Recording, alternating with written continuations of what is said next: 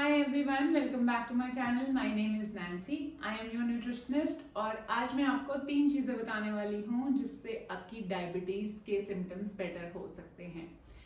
Yes, topic of today is 3 things that can help you improve diabetes.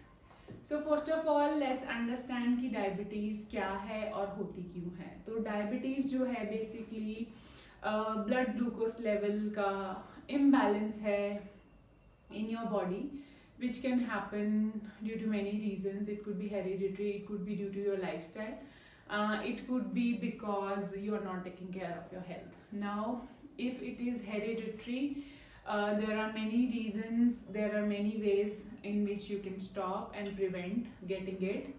And if it is something that you already have, there are many things that you can do to improve your symptoms. तो आज वो सारी चीज़ें हम discuss करने वाले हैं. सबसे पहला फैक्ट जो है वो आपकी डायबिटीज़ को हेल्प कर सकता है इम्प्रूव करने में, वो है to take care of how you eat.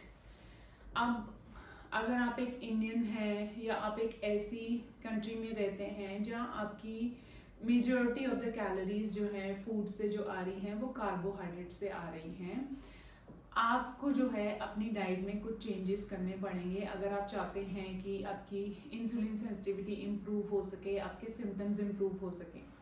So carbs basically हमारे लिए बुरे नहीं होते हैं. Carbs are body's preferred source of fuel. हमारी बॉडी प्रेफर करती है कार्ब्स को बर्न करके उससे एनर्जी लेना. बट जब आप खाना खाते हैं, कार्ब्स जो हैं बहुत इजीली होते हैं हमारी बॉडी के लिए डाइजेस्ट करने के लिए, ब्रेक डाउन करने के लिए. और जब भी कार्ब्स को आप खाएंगे या किसी भी फूड को खाएंगे, इंसुलिन स्पाइक जो है एक नॉर्मल रिस्पॉन्स है बॉडी का.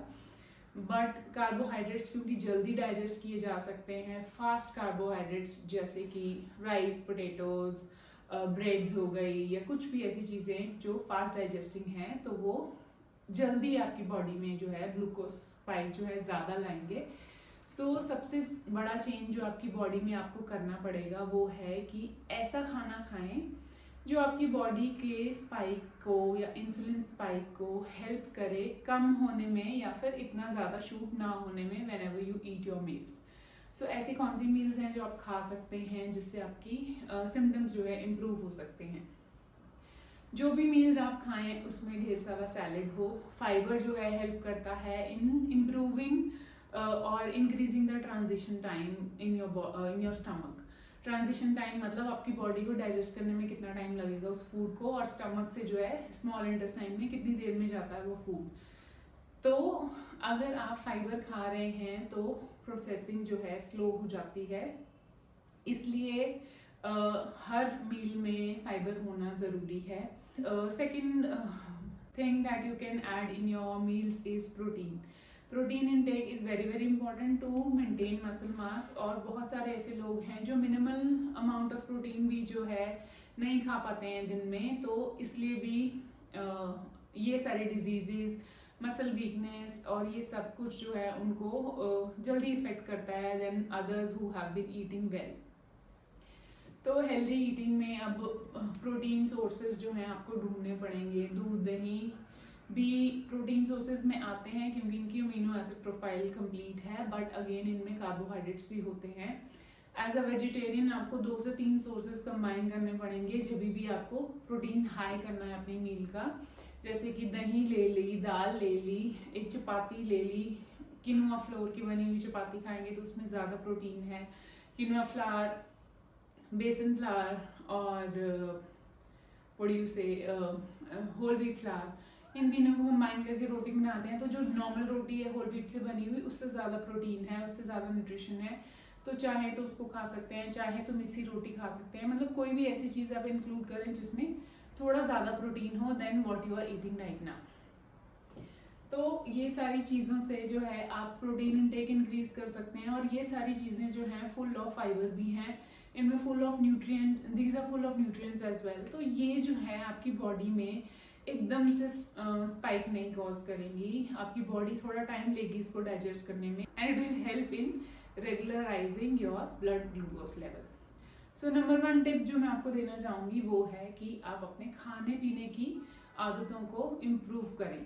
Now eating processed food, eating junk food, eating biscuits, eating namkeen, ये सारी चीज़ें जो हैं, I am not saying to stop everything, I am saying कि इसको कम कीजिए, क्योंकि राइट नाउ आपके लिए इम्पोर्टेंट है कि आप आपकी बॉडी के अंदर जो सिम्टम्स आ रहे हैं, जो हेल्थ कंडीशंस, हेल्थ प्रॉब्लम्स आ रही हैं, उसको पहले इम्प्रूव करें, रादर देन जस्ट अपने टंग के टेस्ट के ऊपर जाएं और कहें कि ओह एक ही बारी जिंदगी जीनी है, let me just eat it and get away with it. You are not going to get away with it, and you are going to make things worse for yourself. So try and improve things, try and reduce such kind of meals जो आपको पता है कि unhealthy हैं, बहुत ज़्यादा sugary हैं, बहुत ज़्यादा हाई इन कार्बोहाइड्रेट्स हैं, बहुत ज़्यादा प्रोसेस्ड हैं, और बहुत ज़्यादा ऐसे फूड से बनी हैं जिसमें न्यूट्रिएंट्स नहीं हैं.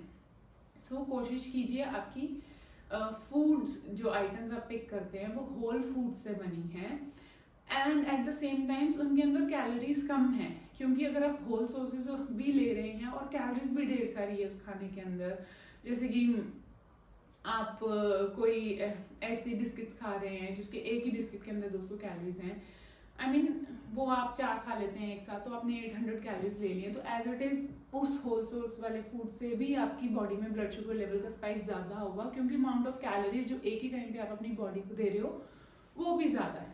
सो you have to make sure कि आप पोर्शन वाइज खाएं, और यू शुड इंश्योर दैट ऐसी आइटम्स को खाएं जो होल सोर्सेज से बनी हैं, जो हेल्दी हैं, जिसमें एटलीस्ट एक सर्विंग के अंदर 3 से 4 ग्राम प्रोटीन आ रहा है. तो अगर 4 चीज़ों को कंबाइन करते हैं तो अराउंड 20 ग्राम प्रोटीन आप बहुत इजीली ले सकते हैं किसी भी मील से, एज अ वेजिटेरियन ऑल्सो. और नंबर 2 पॉइंट जो है वो कुछ ऐसा स्ट्रेंज या नया पॉइंट नहीं है जो मैं आपको बताना चाह रही हूँ. नंबर 2 पॉइंट है, अगर आप अपनी हेल्थ को बेटर करना चाहते हैं तो आपको वेट लॉस करना पड़ेगा. वेट लॉस के लिए ऑफकोर्स आपको डाइट के ऊपर ध्यान तो देना ही है, आपको एक्सरसाइज भी इंट्रोड्यूस करनी है. आज की डेट में we are sitting in front of TVs, laptop, computers, और हमारे काम जो है घर में मेड्स कर रही हैं. हमारी मूवमेंट बहुत कम है दिन के अंदर, और हम हर चीज़ जो है फ़ोन से मंगवा लेते हैं घर में. We don't have to step out of the house, जिसके कारण our movement, our total need, मतलब जो एक्सरसाइज एक्टिविटी हम करते थे दिन के अंदर, जो एक्चुअल में एक्सरसाइज नहीं थी, नॉन एक्सरसाइज एक्टिविटी जो हम करते थे दिन में, जो एक्सरसाइज में नहीं काउंट होती, जैसे कि मूव करना, अपने बर्तन खुद उठा के रखना, या अपने कपड़े धोना, पहले हाथ से धोते थे, वॉशिंग मशीन सब कुछ कर देती है. तो ये सारी एक्टिविटीज अब हमारे घर में होनी बंद हो चुकी हैं, तो हमारी वो एनर्जी जो एक्सपेंडिचर नहीं होता है, विच मीन्स कि we are sitting more, we are resting more, and we are eating more as well, according to the amount of energy we are expending. So अगर आप ज़्यादा खाना खा रहे हैं in comparison to how much energy you burn in a day, as it is आपकी body में fat accumulation होगा ही होगा. In the long run, if you will not take care, fatty liver भी हो सकता है because of more fat on your abdomen area, and you will start seeing problems. Obesity is one of the biggest disease that you can have in your life. अगर आप wait कम करते हैं, 4 to 5 kgs भी अगर आप कम करते हैं, you will see huge improvements in your diabetic symptoms. आपको हेल्दी ईटिंग करनी है, आपको एक्सरसाइज इंट्रोड्यूस करनी है, इंटेंशनल एक्सरसाइज. इसका मतलब है कि आप खुद जान के खड़े हो रहे हैं, फ़ोन पे बात कर रहे हैं तो वॉक करते हुए बात कर रहे हैं. Apart from 1 hour of activity in a day, अगर आप वॉक को एक्सरसाइज मानते हैं तो वॉक जो है ब्रिस्क होनी चाहिए. वॉक का मतलब ये नहीं है कि आप 3 टहल रहे हैं किसी भी गार्डन में जाके. It has to be brisk, it has to be something that is challenging your body, pushing your body, so that आप अपना एफर्ट डाल रहे हैं और बॉडी ज़्यादा कैलोरीज बर्न कर रही है. So every time you push, every time you add more activity, every time you try to bring out the best in you, you try to improve your endurance, your strength, body उससे challenge होती है और बहुत सारी चीज़ हमारी body में उससे change होती हैं. और यही चेंज जो है आपके पूरे लाइफस्टाइल में, आपकी डिजीज़ के सिम्टम्स में जो है भी चेंज लाएगा. सो नंबर 3 पॉइंट जो आपकी डायबिटीज़ को हेल्प कर सकता है वो ये है कि आप कोई भी फैट डाइट को फॉलो मत करें. एक ऐसी डाइट को फॉलो करें जो सस्टेनेबल है इन द लॉन्ग रन, और it has to be something which you can continue doing all your life. So apart from having a healthy diet, doing exercise, losing weight, you also have to make sure that you're having enough water in the day, because हम घर में बैठे रहते हैं, most of us forget to have enough water. You have to make sure that you are not vitamin D sufficient. Since we do not go very often outside our house, most of us are deficient in vitamin D, including me. I also take my supplement every month, so I suggest everyone to at least get their levels checked and supplement, so that there are a lot of things that there are a lot of important roles that vitamin D also plays in our body. Vitamin B also plays in our body, so it has to be और अगर आप आपकी diet जो है vegetarian है, deficient in minerals है, vitamins है, you are not taking care और you are eating same food over and over again, these deficiencies are very very common. So ये deficiency already existing diabetic symptoms के साथ और भी आपकी जो प्रॉब्लम्स को इंक्रीज करेंगी, आपकी तकलीफ बढ़ाएंगी. तो इसलिए ये इम्पॉर्टेंट है आप अंडरस्टैंड करें कि आपको अपने आप को फिट रखने के लिए हेल्दी ईटिंग करनी है, आपकी डाइट के ऊपर 100% कंट्रोल करना है, आपने एक्सरसाइज इंक्लूड करनी है, अपने आप को हाइड्रेटेड रखना है, एंड कोई भी डेफिशिएंसी जो आपकी बॉडी में हो रही है उसके बारे में चेक करना है. इसका मतलब आप रेगुलर हेल्थ चेकअप्स कराएंगे और देखेंगे how you are doing, and do not get disappointed अगर आपके हेल्थ मार्कर्स इंप्रूव नहीं हुए हैं पहले महीने में, क्योंकि इसको इम्प्रूव करना ही है. तो एक महीने में डिसअपॉइंट मत हो, दूसरा महीना ट्राई करो, तीसरा, बिकॉज इसके अलावा कोई और तरीका नहीं है to get back to good shape, to get back to good health. So I hope these tips are going to help you in improving your symptoms about diabetes. Yes, बहुत सारे लोग जो हैं they resort to medicine once they get to know कि वो pre-diabetic है या फिर diabetic है. बट अगर उससे ही पहले आप वेट लूज कर रहे हैं, आप अपनी डाइट की तरफ ध्यान दें, आप अपने खाने पीने की तरफ ध्यान दें, आप अपनी फिजिकल एक्टिविटी बढ़ाएं, तो टाइप 2 डायबिटीज़ के काफ़ी सारे सिम्टम्स जो हैं रिवर्स किए जा सकते हैं, इम्प्रूव किए जा सकते हैं. And if you are somebody who is facing the same, मैं आपको रिक्वेस्ट करूँगी कि आप ध्यान दें अपनी हैबिट्स के ऊपर, आप ध्यान दें कि आप कैसा लाइफस्टाइल जी रहे हैं, आप पढ़ें, अपने आप के अंदर नॉलेज लाएं कि कौन सी फूड आइटम्स जो हैं आपके लिए हेल्पफुल हैं, क्या चीज़ें आप इम्प्रूव कर सकते हैं ऑलरेडी एग्जिस्टिंग लाइफ में, कि वो जो हैं आपके हेल्थ सिम्टम्स को इम्प्रूव करें और आपकी डायबिटीज़ के सिम्टम्स को डिक्रीज करें.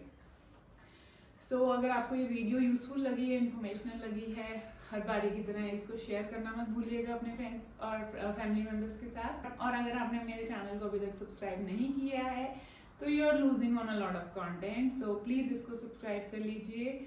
It will mean the world to me. Also, do not forget to like this video, post a comment about what you want to know next, what you want to learn next, and thank you so much for watching. Until next time, bye bye.